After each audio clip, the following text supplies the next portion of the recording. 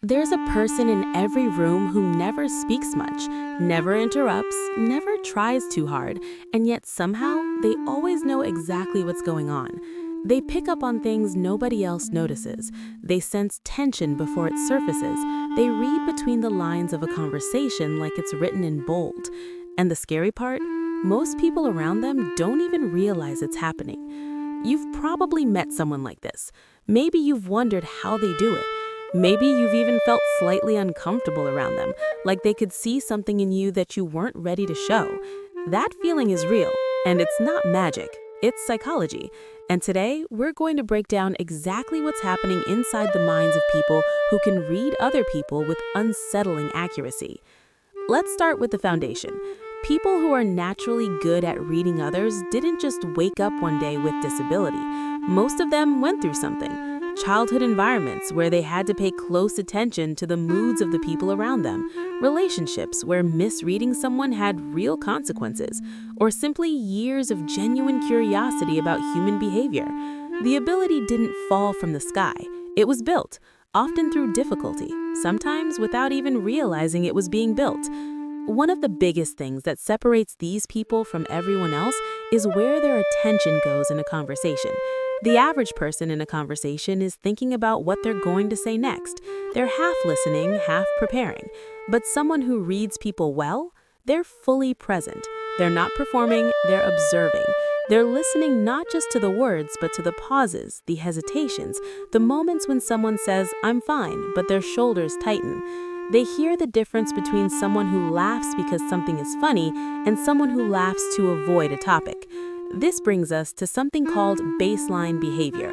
Every person has a natural way of carrying themselves, their normal pace of speaking, their typical energy level, the way they hold themselves when they're comfortable.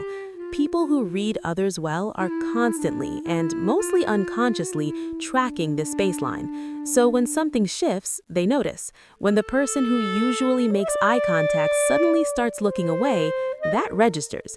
When someone who talks fast goes quiet and slow, that registers too. It's not about judging, it's about noticing deviation from the norm and asking internally, what changed?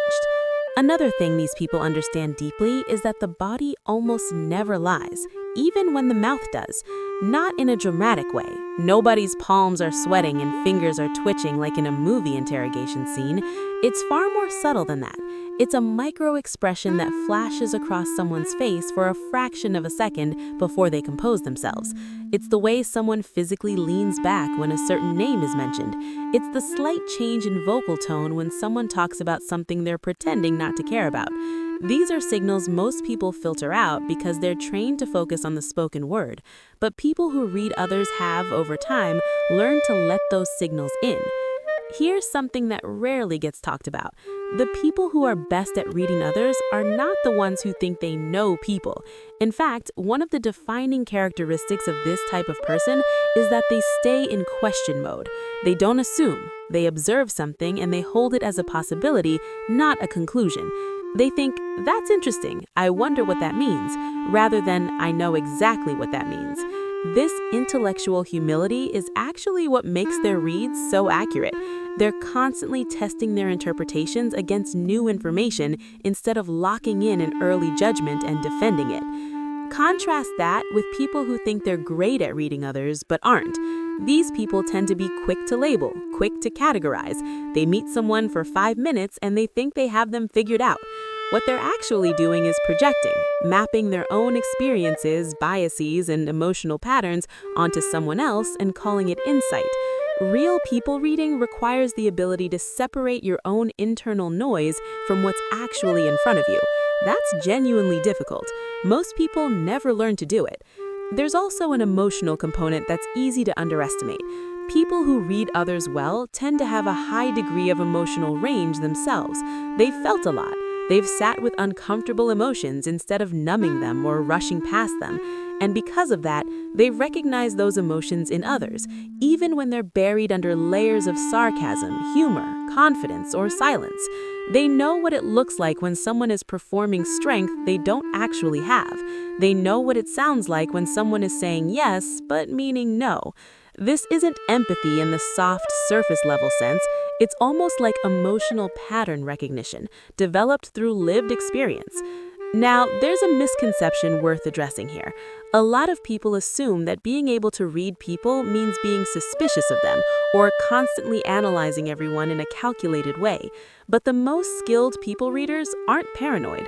They're not sitting across from you running a psychological profile. They're just genuinely interested in people. There's a warmth underneath the observation. They read people not to gain advantage, but because human beings genuinely fascinate them. And paradoxically, that genuine interest is part of what makes them so good at it. People open up around them because they feel seen, not studied. One more thing about these people that doesn't get enough attention is that they're usually very good at managing what they do with what they notice.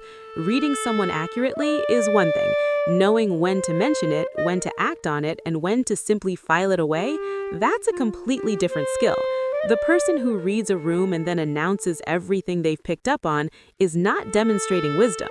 The person who reads a room and uses that information quietly, thoughtfully to navigate better and support others more effectively, that's where the real mastery is. So, what does all of this mean for you? It means that reading people isn't some fixed talent you either have or you don't. It's a set of habits, really. The habit of listening to understand rather than to respond. The habit of noticing behavior without rushing to judge it. The habit of staying curious about people instead of assuming you already know them. The habit of doing enough inner work that your own unresolved emotions don't cloud what you're seeing in someone else. The people who read others easily aren't gifted with some supernatural perception. They've simply paid attention in a world that's constantly distracted. They've stayed curious in a culture that rewards quick takes and fast judgments. And they've practiced, often without knowing it, the rare discipline of actually seeing another human being for who they are. That's the psychology behind it.